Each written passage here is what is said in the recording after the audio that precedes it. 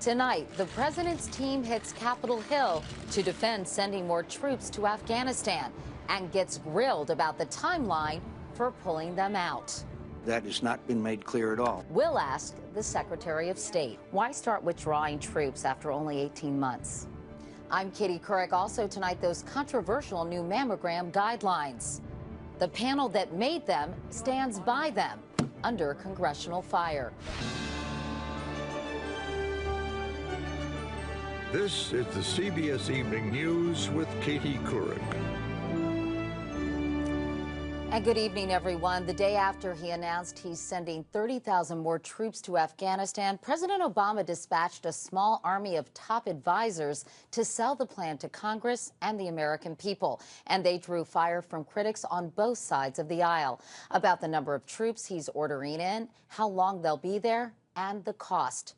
Chip Reid is at the White House tonight. And Chip, the president is facing a tough battle in Afghanistan and right here at home as well. He certainly is, Katie, and that battle is going to be especially ugly with members of his own party.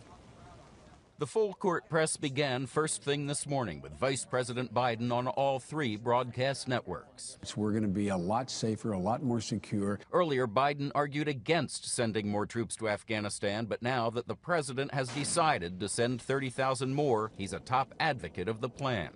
The president also sent a high-powered sales force to Capitol Hill, where they were on the defensive over the president's controversial order to start pulling troops out by July 2011. I think that's a wrong impression to give our friends. It's the wrong impression to give our enemies. It's the wrong impression to give the men and women who want to go over there and win. Despite misgivings, most Republicans say they support the president's new war plan, but many liberal Democrats are already on the war path. Peace and security will not be found through a wider war. Some hope to block funding for the troop increase, expected to cost more than $30 billion a year.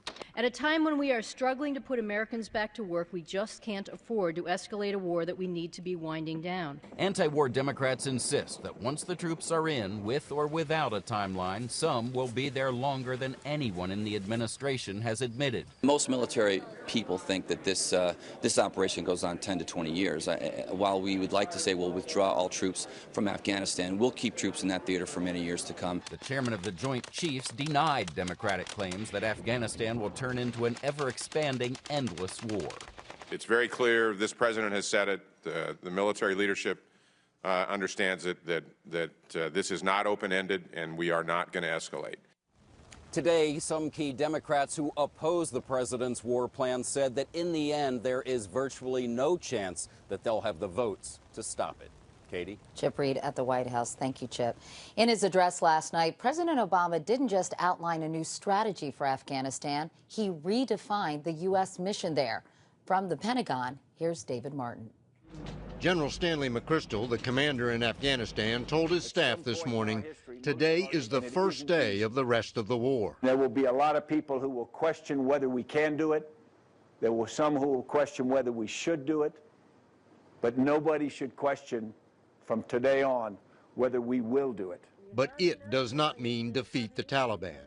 Defense Secretary Gates explained to Congress the objective is simply to weaken the Taliban and strengthen the Afghans so they can take over the fight. The president's new strategic concept aims to reverse the Taliban's momentum and reduce its strength. Here's how the commandant of the Marine Corps explained it to troops fighting in the Taliban heartland of Helmand province. When we can turn this place over to Afghan security forces, Army and police, have a reasonable level of confidence in their government and their ability to run their country through whatever devices, we're out of here. The president's strategy lowers the bar for what U.S. troops must accomplish before they can come home.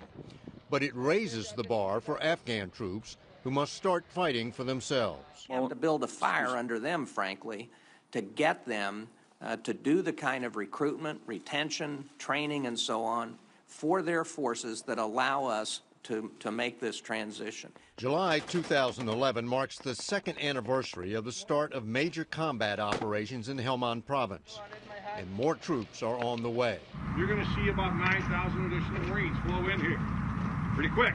If the troop surge isn't producing results by the summer of 2011, it may never work. And if I came to conclude that we were bogged down and stalemated and we were sending young men and women into a maw with no purpose and no hope of success, I wouldn't sign any more of those orders.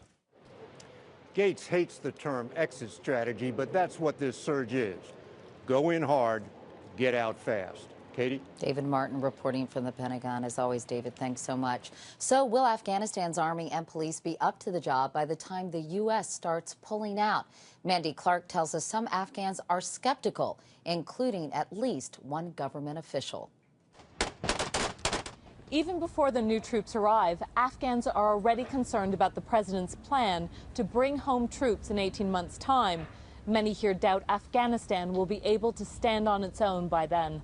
It could give the Taliban and some other elements in this country, the mafia, the drug lords and warlords, the impression that, well, if the United States is interested in setting up a timeline and the withdrawal is, of course, imminent, they will wait it out, and that may cause us problems later on.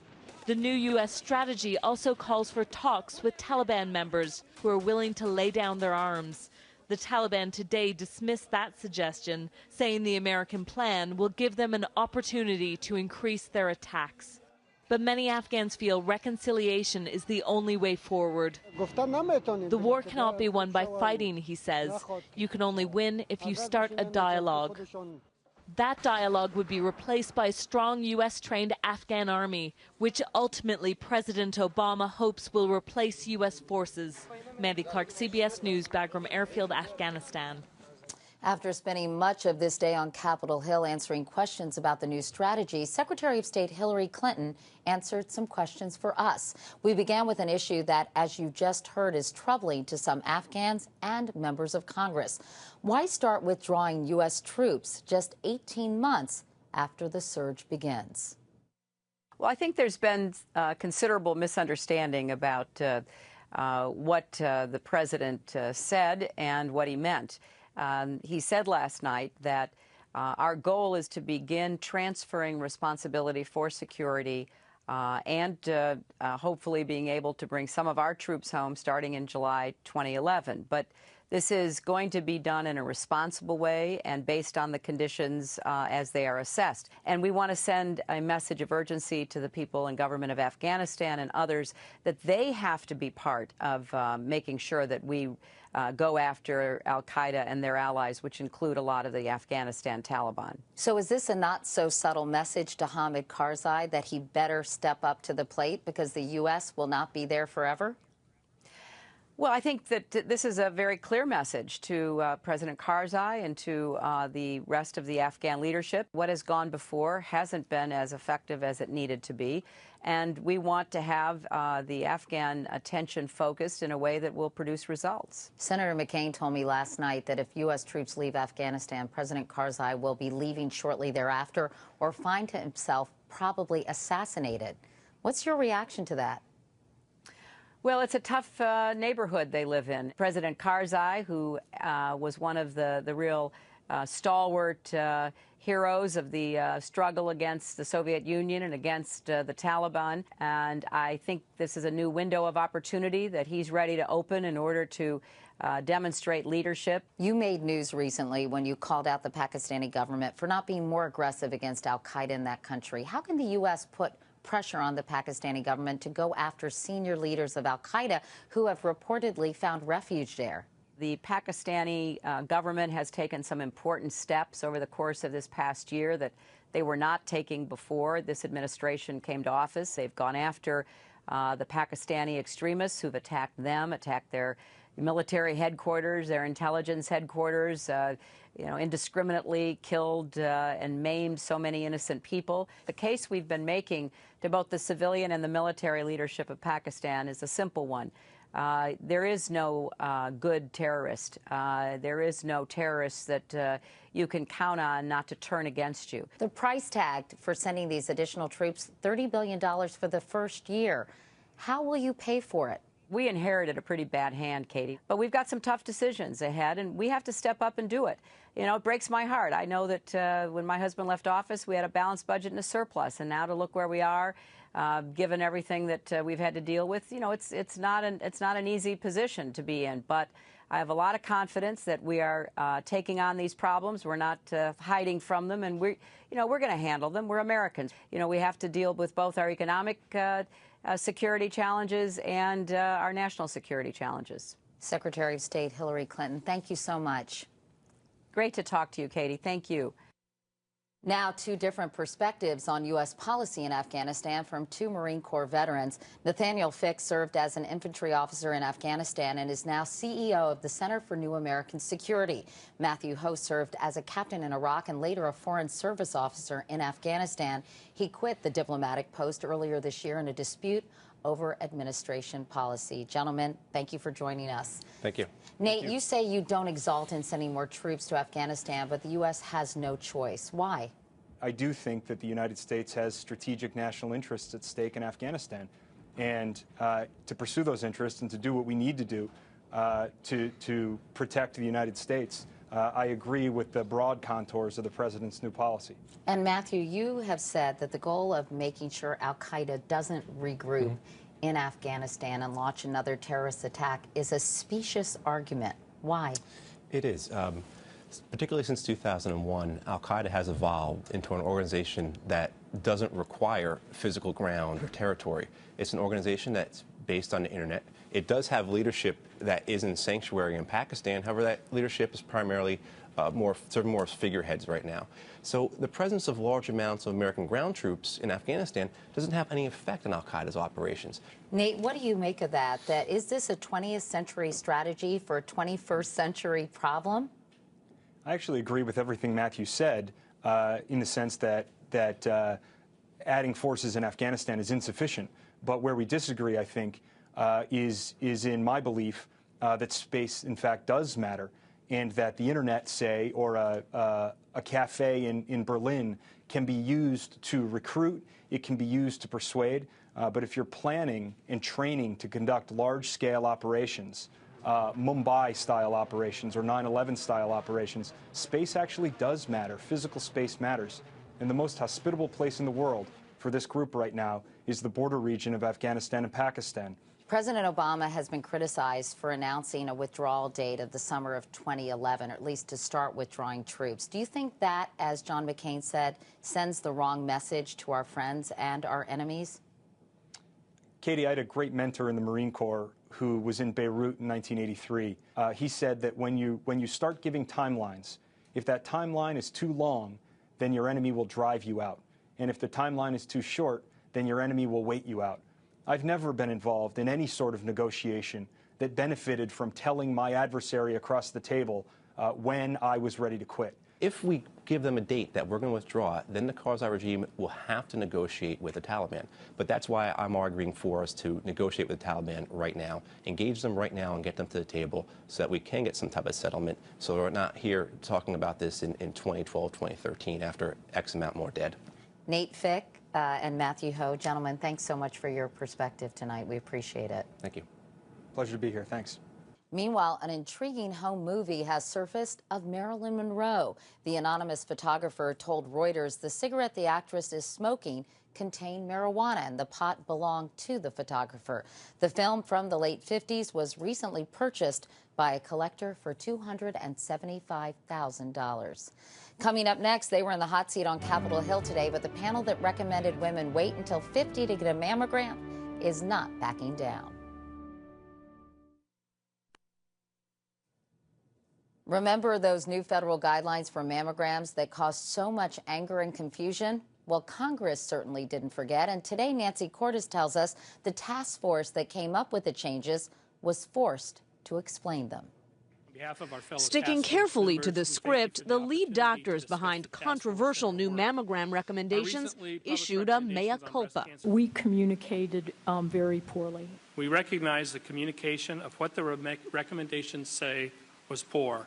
But for many lawmakers, it wasn't just the communication that fell short. To me, it's sending the wrong message to women. It's saying you don't have to be vigilant. Still, the government-appointed task force is holding firm on its recommendation that most women should not get regular mammograms until the age of 50. Advice many doctors are ignoring. So continue annually? That's what we recommend. Is there anything that this panel could say that would convince you that women should wait until 50 to get mammograms? It'd be very difficult. I think they should listen to the women under 50 who have been diagnosed with breast cancer. The task force leaders insisted the frequency of false positives among younger women who get mammograms leads to unnecessary surgery. They admitted there were no cancer specialists on their panel and were pressed to explain another contentious recommendation regarding breast self-exams. The task force recommended against clinicians teaching women breast self-examination. They did not recommend that women not pay attention to their bodies. How are women supposed to get that knowledge? They can't just get it by intuition. Lawmakers and doctors worry that insurance companies will use the new guidelines to justify reductions in mammogram coverage. Wait till that insurance company comes out and says, well, we based it on this task force, a government task force recommendation says I don't have to pay for mammography for a woman between ages of 40 and 49. The task force says its guidelines have been misconstrued and that women under 50 shouldn't automatically skip mammograms, but instead should decide with their doctor. Nancy Cordes, CBS News, Capitol Hill. And up next, a fish story. The Midwest is being invaded by Asian carp, and tonight Dean Reynolds tells us Illinois is taking a drastic step, poisoning a canal to keep them out of Lake Michigan. The Asian carp is a 40 to 80 pound leviathan that consumes 40% of its weight every day, and it's now a short swim from Lake Michigan. It spawns 3 times a year and has no known predators. It devours the plankton and algae vital to other fish, including the perch and salmon of the Great Lakes, threatening a $7 billion fishing industry. And once they're here, there's no stopping them. The carp's journey began in the 1970s when it was imported from China to clean southern fish hatcheries of algae. But floods in the 1990s swept them into the Mississippi and its tributaries, including the Illinois and the shipping canal that connects that river to Lake Michigan. Their signature jumping style has gotten a lot of grins on YouTube. But Colonel Vincent Quarles of the Army Corps of Engineers isn't laughing. You think the carp is 1 mile from here? We have positive results for environmental DNA 1 mile from this location downstream. Quarles mans a $10 million effort to stop the carp in the canal with 2 underwater electrical barriers, but with mixed results. The Asian carp's progress has been inexorable, and anything man has done to deter it has at most only delayed it. Tonight, the next step, temporarily poisoning the canal to kill the carp. These fish will have to be sacrificed, it's reasoned, so the Great Lakes can survive. Dean Reynolds, CBS News, Romeoville, Illinois. And that is the CBS Evening News. I'm Katie Couric. Thank you for watching. I'll see you tomorrow. And for the latest news online, you can go to cbsnews.com. Good night.